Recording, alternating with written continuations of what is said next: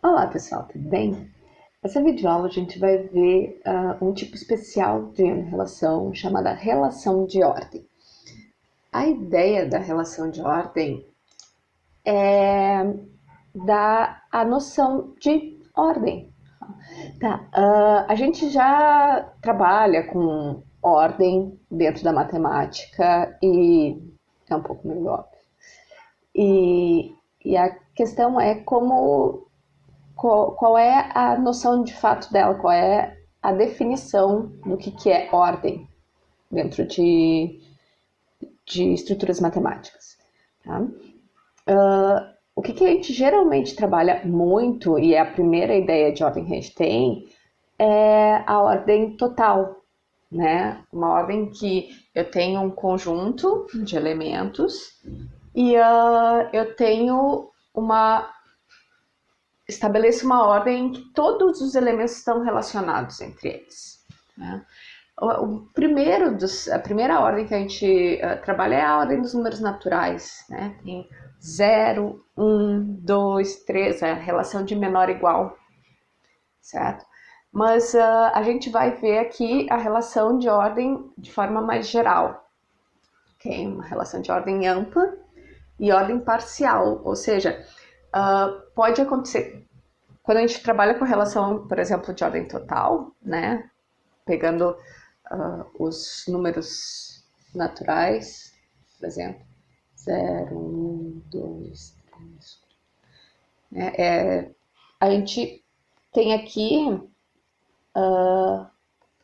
uma linha, certo? E pegar um elemento qualquer e algum outro, eu sempre vou estabelecer quem é menor ou igual a quem.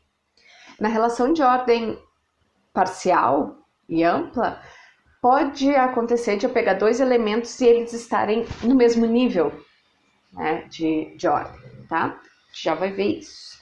Tá? Aqui, ó, na própria ideia aqui de estar contido, né, estar contido, subconjuntos de conjuntos, a gente já tem aqui ideias de estar no mesmo patamar e para aquela relação eu não ter uma comparação entre alguns elementos. Por exemplo, eu pego aqui o conjunto A, B, C, tá? E pego todos os subconjuntos, pego o conjunto das partes de ABC. Então a gente vai ter o nosso vazio, a gente tem todos os conjuntos de um elemento e os conjuntos também, conjuntos de dois elementos e o próprio conjunto ABC, né? Então, a relação está contido, eu tenho que o vazio está contido no vazio mesmo, não vou colocar aqui o vazio, todo mundo está contido em si próprio, né? Mas em si próprio. Mas o vazio está contido no subconjunto A, em todos, né? Só não quero poluir, a gente já vai ver que é interessante fazer assim. No B, nesses três aqui, o A, só com um Azinho está contido nesse subconjunto, nesse, também está nesse, mas de novo para não poluir, tá? Eu tô fazendo só as partes mais simples aqui. Eu tô fazendo o diagrama de Haskell que a gente vai ver mais adiante, tá? O que eu não incluí aqui? Os loops, né? Aqui, todo mundo tem um de si para si, e não incluir a transitividade aqui, assim, né? Ó, isso aqui vai para cá, porque senão, olha que bagunça que ia ficar, né? Tinha que botar para cá e assim vai. Muita poluição visual, então eu só incluí uma parte. Enfim, o que eu tenho? Isso aqui também é uma relação de ordem, tá? Eu estou ordenando os meus elementos do meu conjunto das partes de acordo com o tamanho deles. Né? Então, eu consigo estabelecer, por exemplo, que o conjunto só com Bzinho, ele está contido em AB, que por sua vez está contido em ABC, ou seja, o Bzinho está contido em ABC e tal. Mas eu não tenho aqui, por exemplo, a relação desse conjunto só Bzinho com esse conjunto A, certo? Também não tenho a relação desse Bzinho com o AC, né? Eles não estão relacionados entre si, tá? Mas isso não tem problema, tá? Eu posso ter elementos que não se relacionam numa relação de ordem. O que eu quero aqui é ter alguma ordem, tá? Por isso que a gente está fazendo, na verdade, relação, vou colocar aqui a definição de relação de ordem parcial, tá? Então, algumas relações de ordem que a gente já viu, menor ou igual nos números, o estar contido em conjuntos, a implicação em proposições também é uma relação de ordem. Vamos para a definição, de fato, o que é uma relação de ordem parcial. Uma endorrelação, né, tem que ser uma endorrelação, ela vai ser uma relação de ordem parcial, se e somente se ela for uma endorrelação reflexiva, antissimétrica e transitiva. Ok? A gente costuma dizer, então, que se a gente tem uma relação de ordem parcial sobre um conjunto A, esse conjunto A é o nosso conjunto parcialmente ordenado, né? Óbvio que eu posso ter mais de uma relação de ordem sobre um conjunto, tá? E daí ele estará parcialmente ordenado de formas diversas, dependendo de quem é a relação de ordem. Exemplos, então, os naturais com relação menor ou igual, que eu mostrei antes, né? Ela é uma relação 0, 1, 2, 3. Ela é uma relação reflexiva, porque todo número é menor ou igual a si próprio. Ela é antissimétrica, por quê? Porque se eu tenho que um número x é menor ou igual que o número y, eu não tenho como ter o y ser menor ou igual ao x, a não ser que eu tenha que x é igual a y.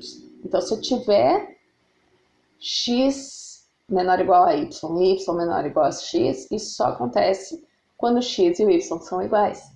Ou seja, eu tenho aqui a minha relação antissimétrica. Tá? E transitiva, né? O 0 também é menor ou igual que o 2, é menor ou igual que o 3, é menor ou igual que o 4, e assim vai. 1 é menor ou igual que o 3, o 4, e assim vai. Olha só que beleza. E temos vários outros exemplos aqui, tá? Esse exemplo aqui é um exemplo discreto, vale a pena ver aqui que a gente tem alguns elementos que não se relacionam. Tem a relação, um número divide outro, notem que eu tirei 0 aqui, né? Porque não é legal, o 0 não vai dividir e tal, e a coisa fica toda bagunçada com o 0, com a divisão. Enfim, mas, por exemplo, o 2 divide o 2, o 4, o 6, o 8, e assim vai. O 3 divide o 3, o 6, o 9, e é uma relação antissimétrica, né? O 3 divide o 9, mas o 9 não divide o 3. Para representação das relações de ordem, a gente utiliza com frequência os diagramas de Hasse, que eu já mostrei um pouquinho antes, e dei o porquê disso, né? Olha só, pegar uma relação de ordem como um grafo, né? A representação de relações por grafos ajudam bastante na visualização. A gente consegue ver bastante coisa das propriedades, tá? A gente vai ver que ajudam também a estabelecer algumas ideias sobre o que é aquela estrutura, tá? Notem que a gente não tem ciclos no grafo. A gente não tem ciclos num grafo onde a gente tem uma relação de ordem, né? O único ciclo que a gente pode ter são os ciclos dos endoarcos, né? Que são da relação ser reflexiva, certo? Mas eu não tenho nenhum ciclo onde eu parto de um elemento, de um nodo, saio dele e retorno, certo? Por que será? Né? Por que será que eu não consigo sair de um elemento e retornar a ele? A gente pode provar isso depois. Tá? Então, eu não tenho ciclos e eu vou trabalhar com relações de ordem. Diagramas de Hasse são para relações de ordem.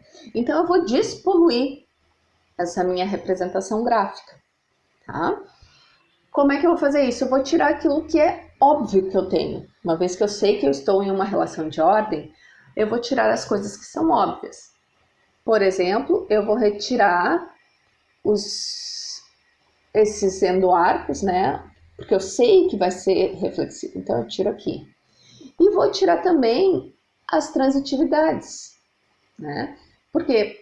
Porque se eu tenho 1 para 2 e 2 para 3 e eu sei que eu estou em uma relação de ordem, eu consigo intuir, então, eu consigo saber que, como é a relação de ordem, que o arco 1, 3 também vai existir. Okay? Então, eu vou tirar essa poluição visual e deixar só aquelas arestas que não tem como ser deduzidas. Né? Com isso, eu sei qual é a minha relação.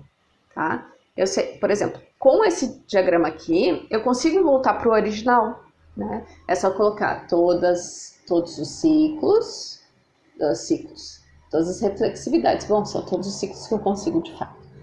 Tá? Todas as reflexividades e as transitividades. Tem daqui para cá, tem daqui para cá e tem daqui para cá.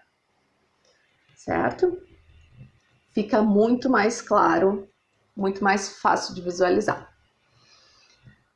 Como eu comecei, né, no início dessa videoaula, a gente tem um porquê estudar relações de ordem, tá? Não só porque ordem é bastante utilizada em matemática no geral, mas também porque na computação a gente pode utilizar relações de ordem para auxiliar na modelagem e dar semântica a sistemas, tá? Em especial, vai nos ajudar bastante em sistemas concorrentes. Então, eu posso utilizar conjuntos ordenados para dar semântica a sistemas concorrentes. O que é isso? Vamos dar uma olhada nisso agora, tá? Geralmente a gente vai utilizar não a ordem parcial que eu acabei de passar, mas sim a ordem parcial estrita, porque é uma relação transitiva, antissimétrica e irreflexiva. Por que eu vou fazer irreflexiva ao invés de reflexiva? Porque a ideia aqui é quando eu tenho uma relação entre dois elementos, o que eu estou dizendo é que se o elemento A está relacionado ao elemento B, quer dizer que B depende de A para ocorrer. Tá? A gente vai ter elementos como eventos, né? Seja, por exemplo, aqui, comandos dentro de uma linguagem. Tá? Então, os meus elementos são os comandos. E para um comando acontecer, eu preciso antes de outro, por exemplo, num programa sequencial. Então, eu vou dizer que o primeiro está relacionado com o segundo. Tá? E a gente consegue daí visualizar quais ações dependem de quais ações. E isso ajuda a gente visualizar o que pode ser paralelizado, o que não pode, o que pode ser concorrente, o que não pode. Tá? Então vamos dar um exemplo para ficar bem claro. Vamos pegar, começando por um programa sequencial. Tá? Então aqui eu tenho 3 comandos, C1, C2, C3. Estou dizendo, primeiro eu faço C1, depois eu faço C2, depois eu faço C3, com o nosso famoso ponto e vírgula que sempre a gente esquece quando vai compilar. Certo? Como é que eu posso mostrar como funciona esse programa? Né? Eu posso dar semântica a esse programa como uma sequência de comandos, numa ordem parcial, ou seja, eu tenho C1, depois eu tenho C2, depois eu tenho C3. Ou, no final das contas, não tem aqui, depois que vai aparecer. Então, aqui, ó, tenho C1, depois tenho C2, depois tenho C3. Ok? E isso é uma ordem parcial, que está o diagrama de Hasse, né? Mas, no final das contas, a gente tem ainda que o C1 precisa acontecer para o C3 acontecer. Essa é a ideia. O que eu preciso ter para que esse comando aqui aconteça? Tá? Preciso que C1 aconteça para depois acontecer C2, para depois acontecer C3. Beleza. Tá? Agora a gente vai também considerar outros dois trechos aqui, onde eu tenho P1, depois P2, e aqui Q1, Q2, Q3. Então, 3 trechos, cada um com seu jeito, com a sua sequência, tá? Suponhamos que a gente não precise de sincronização, que eles não sejam, que um não dependa do outro, né? Eu digo o programa C, o programa P, o programa Q, tá? Então, eu tinha lá antes o nosso C1, depois C2, depois C3. Aqui eu tenho o P1, depois o P2, o Q1, depois o Q2, depois o Q3, tá? Como é que eu faço para dizer, olha, vou deixá-los correr, os três em paralelo, de forma concorrente, sem sincronização nenhuma entre os comandos?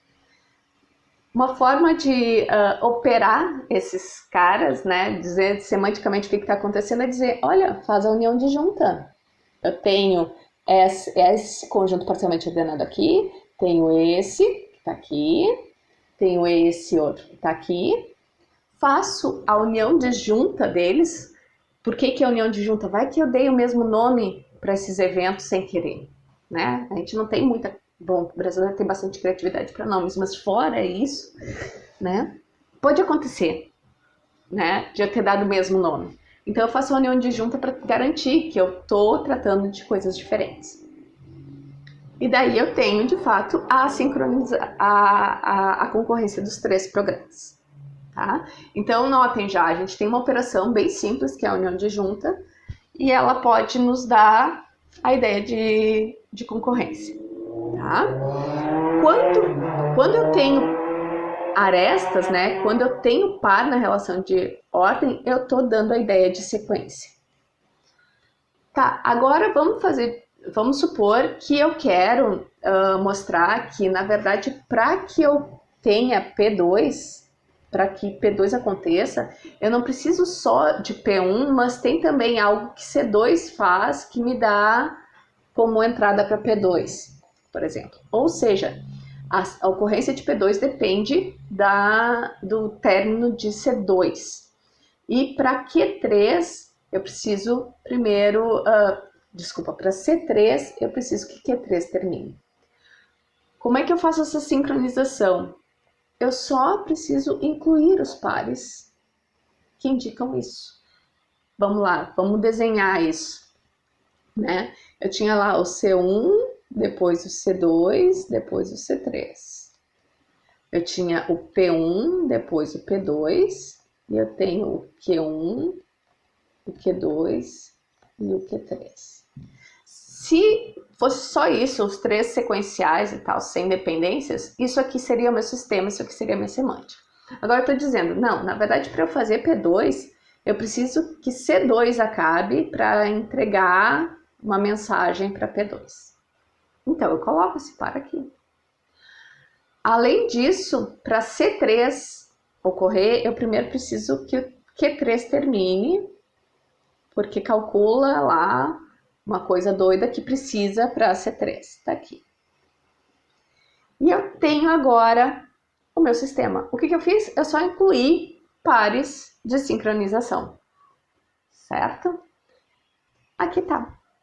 Então, basta incluir esses pares e eu tenho então as minhas três relações iniciais mais os parezinhos de sincronização e eu tenho aqui toda a descrição do meu sistema. E visual também, é fácil de ver o que precisa ocorrer para então ter o meu fluxo do programa. Então, concluindo, a gente tem que, para fazer a composição paralela de sistemas, basta fazer a união disjunta das minhas relações de ordem, e se eu precisar de sincronizações, eu incluo pares nessa minha relação de ordem parcial, né? São operações simples, de fácil entendimento e que vão conseguir especificar o meu sistema exatamente como a gente quer que ele se comporte. É isso para relações de ordem. O próximo conteúdo são relações de equivalência, que tem uma complexidade tão grande quanto as relações de ordem. A gente já vai ver. Até lá. Tchau, tchau.